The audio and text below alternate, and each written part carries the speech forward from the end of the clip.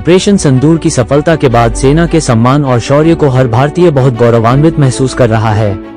बता दें कि ऑपरेशन सिंदूर के माध्यम से भारतीय सेना ने पहलगाम के आतंकी हमले का मुंह तोड़ जवाब दिया। ये देश के लिए गौरव का विषय है, जिस तरीके से केंद्र सरकार ने भारतीय सेनाओं को आत्मनिर्भर बनाने का काम किया है। दूसरी तरफ राजनीतिक पार्टियां केंद्र सरकार से कई सवाल पूछ रही हैं।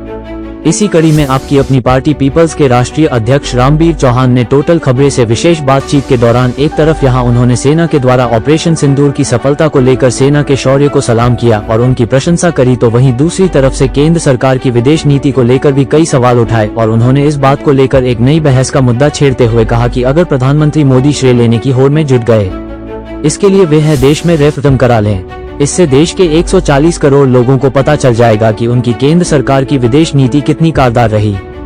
इस बारे में पता चल जाएगा। आइए देखते हैं आपकी अपनी पार्टी पीपल्स के राष्ट्रीय अध्यक्ष रामबीर चौहान ने टोटल खबरें के से बातचीत के दौरान क्या कहा। आइए देखते हैं इस विशेष रिपोर्ट में। देखिए, जो पहलगाम की घटना है उसके खिलाफ पूरे देश में आक्रोश है और वो आक्रोश अभी समाप्त नहीं हुआ है। पहली बात ये। दूसरी बात ये कि देश की सेनाओं पे देश के 140 करोड़ लोग, अब तो हालांकि संख्या ज्यादा है, जनसंख्या, वो 140 करोड़ लोग जिसमें सेना भी शामिल है, वो अपने देश की सेना पे गर्व करते हैं और देश की सेना की ये बहादुरी है कि उन्होंने जो आतंकी अड्डे हैं उनको उड़ाया। इससे पहले भी ऐसा क्लेम किया गया था, लेकिन मेरा ये मानना है कि जो सरकार ने जो कदम उठाए पहलगाम की घटना से पहले, क्या हमारी सुरक्षा व्यवस्था चाक चौबंद होनी चाहिए थी या नहीं होनी चाहिए थी? जो सरकार जीरो टॉलरेंस की पॉलिसी पे चलती है कि टेररिज्म के अगेंस्ट हमारी जीरो टॉलरेंस की पॉलिसी है, तो जीरो टॉलरेंस की पॉलिसी का वायलेशन कैसे हुआ? देश के जो होम मिनिस्टर हैं, गृह मंत्री हैं, वो इस चीज का जवाब दें कि जीरो टॉलरेंस की पॉलिसी के बावजूद देश के दिल में, देश की जो स्वर्ग माना जाता है कश्मीर घाटी में, वहां आतंकवादी कैसे एंट्री कर गए।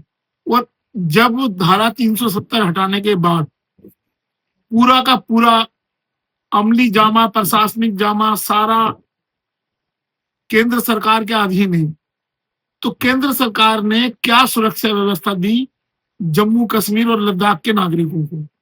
ये एक बड़ा सवाल है और गृह मंत्री से भी ये सवाल पूछने के लिए है, क्योंकि जब जम्मू कश्मीर को केंद्र शासित प्रदेश बताया गया है और डायरेक्ट केंद्र का सुपरविजन है, वहां की पुलिस लोकल गवर्नमेंट के अंडर में नहीं है। जो एक्ट आपने बनाया, पुलिस वहां के अंडर में नहीं है। प्रशासनिक अमली जामा जो भी है, जो प्रशासनिक अधिकारी हैं, वो सरकार के अधीन नहीं आते हैं। तो केंद्र सरकार बताए और देश के गृह मंत्री बताएं कि इतना ढिंडोरा पीटने के बावजूद ऐसी घटनाएं निरंतर क्यों होती आ रही है? पहला सवाल तो ये है। दूसरा सवाल ये है कि ऑपरेशन सिंदूर के बारे में जो बार बार बात होती है, ऑपरेशन सिंदूर के जो भी एक्शन हुआ है देश का, देश की सेना पे हर देश का बच्चा गौरवान्वित है, उनके एक्शन से गौरवान्वित है देश की सेनाओं की।